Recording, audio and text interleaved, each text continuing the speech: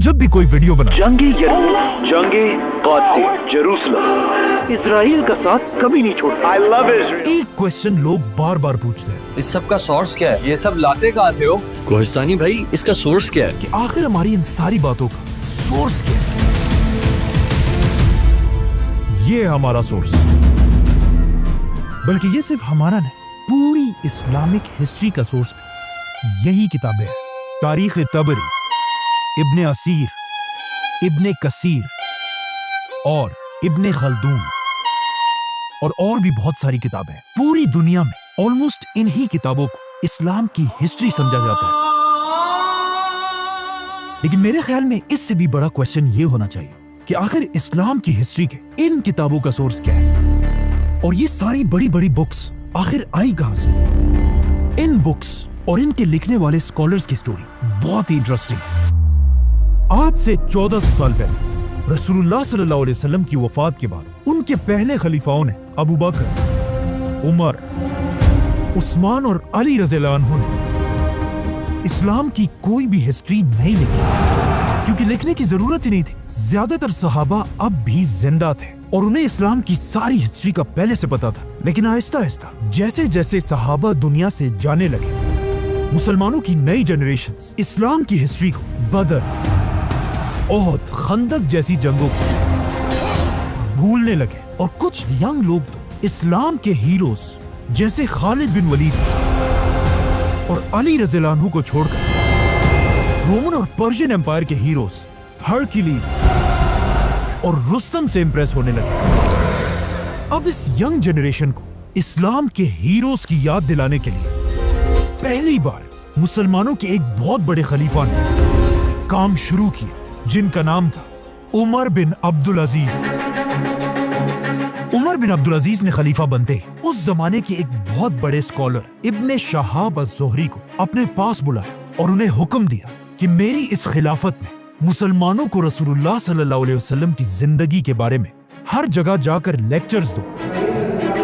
अब उमर बिन अब्दुल अजीज के जमाने में दुनिया के आखिरी कुछ ही सहाबी जिंदा थे, तो इब्ने शहाब ने उनसे रसूलुल्लाह सल्लल्लाहु अलैहि वसल्लम की जिंदगी के बारे में सीखा और उसे आगे अपने स्टूडेंट्स को सिखाने लगे, ताकि कहीं ऐसा ना हो कि आने वाले मुसलमान हमारे इन ग्रेट हीरोज को भूल जाए। और इनके इन्हीं में से दो स्टूडेंट्स को आज पूरी दुनिया जानती है, इब्ने इसहाक और इमाम मालिक। जिसके बाद इब्ने शहाब ने इस्लाम की तारीख की सबसे पहली किताब लिखी। लेकिन जैसे ही उन्होंने ये किताब पूरी की, खलीफा उमर बिन अब्दुल अजीज को शहीद कर दिया गया, और उमर बिन अब्दुल अजीज के शहीद होते ही उसके सिर्फ 30 साल बाद पूरी बनु उमैया की हुकूमत टूट गई, और बनु उमैया के साथ साथ इब्ने शहाब की लिखी हुई इस्लाम की तारीख की पहली किताब भी दुनिया से गायब हो गई। अब बनु उमैया की खिलाफत तो दुनिया से खत्म हो गई, लेकिन उसके बाद दुनिया में एक नई खिलाफत शुरू हुई, अब्बासी खिलाफत। अब अब्बासी खिलाफत में भी बनु उमैया की तरह बहुत सारी खराबियां थी, लेकिन उनमें एक बात ऐसी थी जिसे कोई भी डिनाई नहीं कर सकता। अब्बासी इल्म, नॉलेज से इतनी मोहब्बत करते थे कि उसे हासिल करने के लिए वो किसी भी हद तक जा सकते थे। यहाँ तक कि एक अब्बासी बादशाह ने रोमन एम्पायर से एक बहुत बड़ी जंग सिर्फ अफलातून की एक किताब के बदले में खत्म कर दी थी। अब्बासी खिलाफत के बादशाह मंसूर ने बनु उमैया के कैपिटल को खत्म करके दुनिया में मुसलमानों का एक नया कैपिटल बनाया, बगदाद।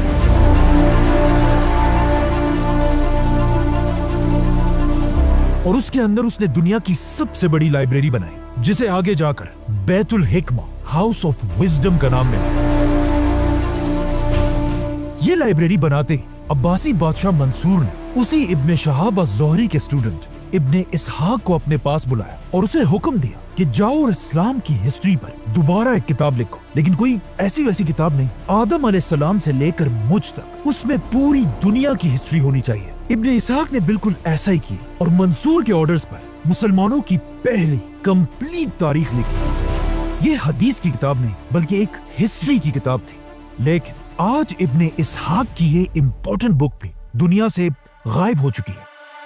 लेकिन अब क्वेश्चन ये है कि आखिर क्यों ये सारी किताबें दुनिया से गायब हो रही थी? क्योंकि अब तक मुसलमानों को पेपर की टेक्नोलॉजी का पता नहीं था। और ये सारी किताबें पुराने जमाने के एक बहुत ही महंगे मटेरियल पपायरस पर लिखी जाती थी, जिसे मुसलमान इन छोटे छोटे पत्तों को मिलाकर बनाते थे, जो पेपर के मुकाबले में एक बहुत ही मुश्किल काम था। पेपर की टेक्नोलॉजी उस जमाने में दुनिया के सिर्फ एक ही मुल्क में थी, मुसलमानों की खिलाफत से बहुत दूर, चाइना। और पेपर की इस टेक्नोलॉजी को चाइना के बादशाहों ने पूरी दुनिया से छुपा कर रखा था, लेकिन बहुत जल्द ये सब बदलने वाला था, क्योंकि अब्बासी खिलाफत के आते ही कुछ ही अरसे बाद मुसलमानों और चाइनीज एम्पायर की सबसे बड़ी जंग,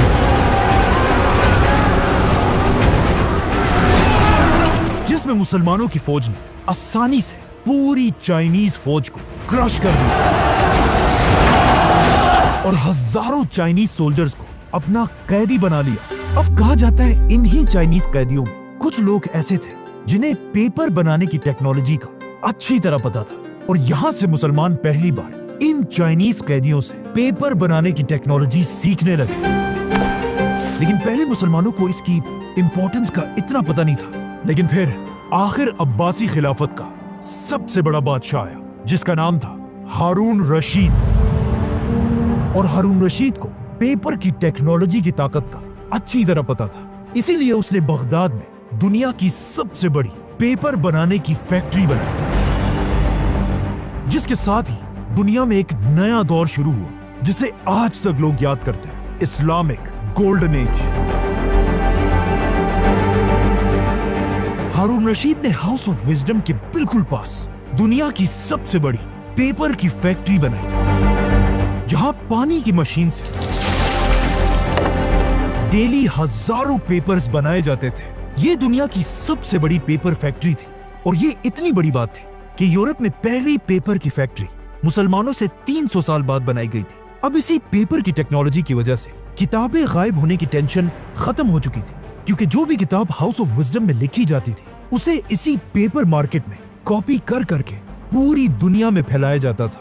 इसीलिए इस्लामिक गोल्डन एज में हर तरफ स्कॉलर्स हजारों किताबें लिखने लगे, जिनमें से बहुत सारे आज तक दुनिया में मौजूद हैं। और कहा जाता है उस जमाने में स्कॉलर्स की इतनी इज्जत होती थी जितनी आज रोनाल्डो या मेसी की होती। Cristiano Ronaldo breaks his Lionel Messi does it again. He's superhuman. इसी गोल्डन एज में सही बुखारी और सही मुस्लिम जैसी अहादीस की 6 बड़ी किताबें लिखी गई।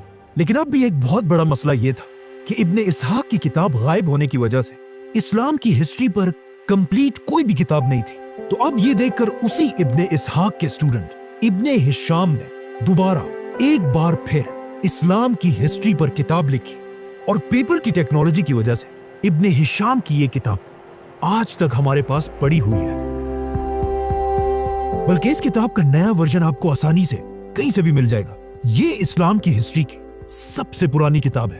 अब इब्ने हिशाम के बाद हर तरफ इस्लाम की हिस्ट्री पर किताबें लिखी जाने लगी, जिसमें इस्लाम की नेक्स्ट हिस्ट्री की किताब अल वाक़िदी ने लिखी। ये है वाक़िदी की किताब, लेकिन आज बहुत सारे स्कॉलर्स वाक़िदी की कुछ बातों को सही नहीं समझते, जिसके बाद वाक़िदी के स्टूडेंट ने भी एक किताब लिखी, तबक़ात इब्ने साद, जिसमें उसने सारे सहाबा की स्टोरीज लिखी। और आखिर इसी दौर में एक ऐसी किताब लिखी गई कि अगर आपको इस्लामिक हिस्ट्री का थोड़ा भी पता है तो इस किताब का नाम आपने जरूर सुना होगा, और इस किताब का नाम है तारीख अत-तबरी।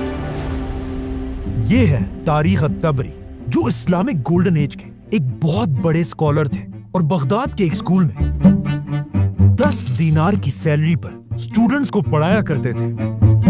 लेकिन आहिस्ता आहिस्ता जब लोगों को इमाम तबरी की इंटेलिजेंस का पता चला, कहा जाता है एक बार उनके स्कूल ने खुश होकर उनके सामने गोल्ड दीनार्स का एक खजाना रखा। लेकिन इमाम तबरी ने उससे सिर्फ अपने 10 दीनार उठाए और कहा, यही मेरी तनख्वाह है, इससे ज्यादा मैं एक पैसा भी नहीं लूंगा। तबरी ने अपनी इस किताब में आदम अलैहिस्सलाम से लेकर अब्बासी खिलाफत के सारे हालात लिखे हैं। इनके अलावा और भी बहुत सारे स्कॉलर्स थे, लेकिन यहाँ हम सिर्फ उन्हें डिस्कस कर रहे हैं जिन्होंने इस्लाम की हिस्ट्री पर बड़ी बड़ी किताबें लिखी हैं। तारीख अत-तबरी अब्बासी खिलाफत की आखिरी बड़ी किताब थी, क्योंकि इसके बाद अब्बासी खिलाफत आहिस्ता आहिस्ता कमजोर होने लगी।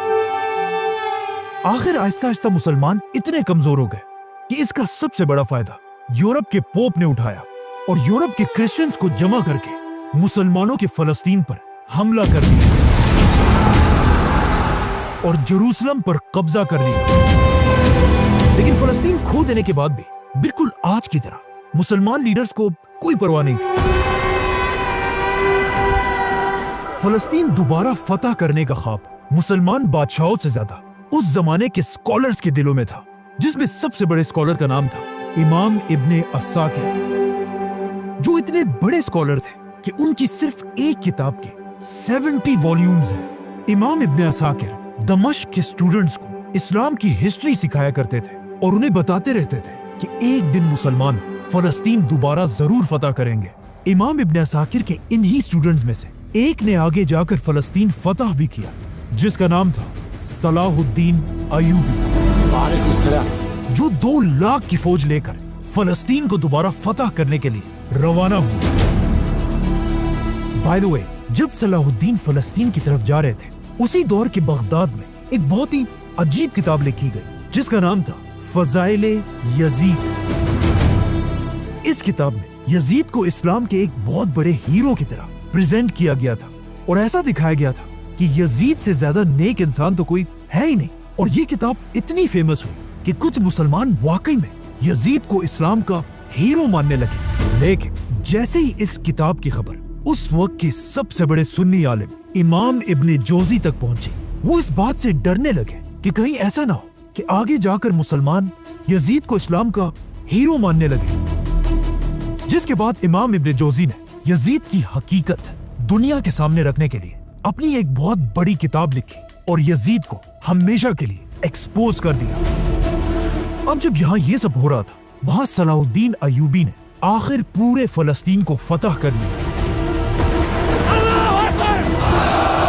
और मस्जिद अक्सा पर इस्लाम का झंडा लहराया, जिसकी वजह से आज तक सलाहुद्दीन को पूरी दुनिया याद करती है। Warrior Saladin conquered the Crusaders. अब सलाहुद्दीन की इस फौज में भी एक बहुत बड़े स्कॉलर थे, इमाम इब्ने असीर, जिन्होंने लड़ने के साथ साथ इस्लाम की हिस्ट्री पर एक बहुत बड़ी किताब लिखी थी। और ये है उनकी किताब, जिसमें उन्होंने सलाहुद्दीन की जंगों के साथ साथ इंडिया पर हमला करने वाले पहले मुसलमान बादशाह की कहानी भी लिखी, सुल्तान शहाबुद्दीन गौरी। मतलब इब्ने असीर के दौर में मुसलमान फलस्तीन, इंडिया, हर तरफ सिर्फ जीत रहे थे। लेकिन इस किताब के बिल्कुल आखिर में मुसलमानों की असल तबाही का वक्त शुरू होता है और मुसलमानों को तबाह करने वाले बादशाह का नाम था चंगेज खान। सलाहुद्दीन अयूबी के कुछ ही अरसे बाद चंगेज खान मंगोलिया से मुसलमान इलाकों की तरफ बढ़ने लगा और एक एक करके हर मुसलमान सिटी को जलाने लगा। और ये इलाके फतह करते करते आखिर चंगेज खान का पोता Hulagu Khan Islamic golden age के सेंटर बगदाद तक पहुंचा।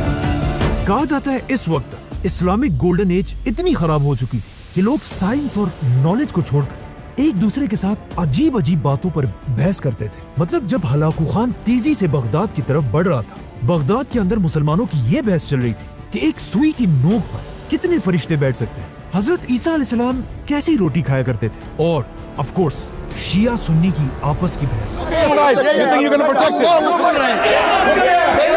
और जब मुसलमान आपस में इन बहसों में बिजी थे, हलाकू खान की फौज बगदाद में दाखिल हुई और शिया सुन्नी को देखे बगैर सबको मुसलमान समझकर सबकी गर्दनें उड़ा दी। कहा जाता है हलाकू खान ने बगदाद में इतने मुसलमान मारे थे कि बगदाद के दरिया का कलर मुसलमानों के खून की वजह से कई दिनों तक बिल्कुल रेड था। और आखिर सबको मारने के बाद हलाकू खान की फौज दुनिया की सबसे बड़ी लाइब्रेरी हाउस ऑफ विजडम के दरवाजे तक पहुंची और उसे आग लगाकर उसकी सारी किताबों को दरिया में फेंक दिया। और ये इतनी ज्यादा किताबें थी कि इन किताबों की इंक की वजह से अब बगदाद का दरिया रेड के बजाय कई दिनों तक ब्लैक कलर का हो गया। और फिर हलाकू खान ने बगदाद की सारी पेपर बनाने की फैक्ट्रियों को आग लगा दी और इस तरह इस्लामिक गोल्डन एज खत्म हो गई और मुसलमानों की 400 साल की मेहनत बगदाद के दरिया में बह गई। और मुसलमान इतने कमजोर हुए कि मुसलमान स्कॉलर्स के पास भी लिखने के लिए पेपर भी नहीं था, जिसकी वजह से मुसलमान पहली बार यूरोप से पेपर मंगवाने लगे, जिससे यूरोप में पेपर की प्रोडक्शन आसमान तक चली गई और पहली बार यूरोप के क्रिश्चियंस मुसलमानों से ज्यादा पेपर बनाने लगे। अब जब मंगोलों की तबाही के बाद पूरी मुसलमान दुनिया में एक मायूसी छाई हुई थी और साइंस और हिस्ट्री की बहुत सारी किताबें बर्बाद हो चुकी थी, इसी दौर में कुरान की तफसीर और इस्लाम की हिस्ट्री के बारे में सबसे बड़ी किताब लिखी गई, जिसका ऑलमोस्ट हर मुसलमान ने नाम जरूर सुना होगा, और इस किताब का नाम है तारीख इब्ने कसीर।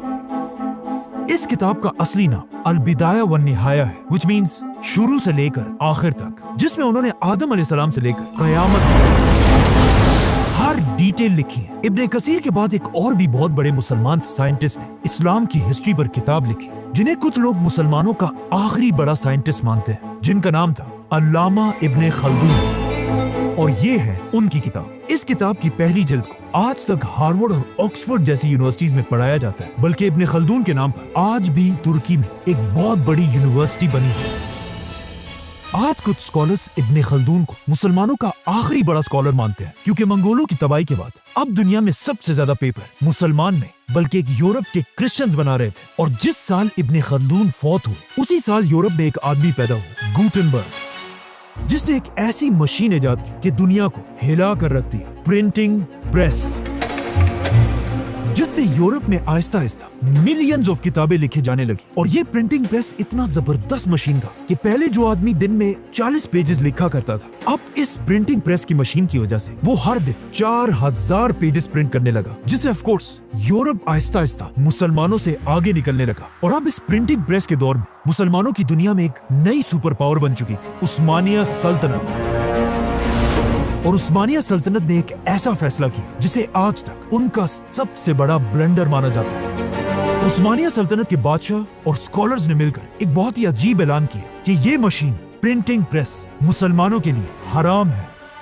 और वो इसलिए क्योंकि कुछ स्कॉलर्स ने कहा कि इल्म सिर्फ कलम से लिया जा सकता है, मशीनों से नहीं। कुछ ने कहा कि ये तो एक क्रिश्चियन इन्वेंशन है, इसे तो हराम होना चाहिए। और कुछ स्कॉलर्स इस बात से डर रहे थे कि अगर हर मुसलमान के हाथ में किताब आ गई तो फिर हमारा क्या होगा। जो भी हो, अब एक तरफ यूरोप के पास 1000 प्रिंटिंग प्रेस थे और दूसरी तरफ मुसलमान दुनिया में 0, मतलब एक मुसलमान अब भी दिन में सिर्फ 40 पेजेस लिख सकता था। और इसके मुकाबले में यूरोप का एक क्रिश्चियन दिन में 4000 पेजेस प्रिंट कर सकता था। तो ऑफ कोर्स यहाँ से मुसलमानों का डिक्लाइन शुरू हुआ और यूरोप ऊपर जाने लगा और मुसलमान इल्म और नॉलेज को छोड़कर ताजमहल जैसी बड़ी बड़ी बिल्डिंग्स बनाने लगे और यूरोप में यूनिवर्सिटीज और लाइब्रेरीज बनने लगी, जिसकी वजह से इब्ने खल्दून और अल-बैरूनी की बजाय अब दुनिया के बड़े बड़े साइंटिस्ट यूरोप में पैदा होने लगे। Leonardo da Vinci, Galileo, Newton.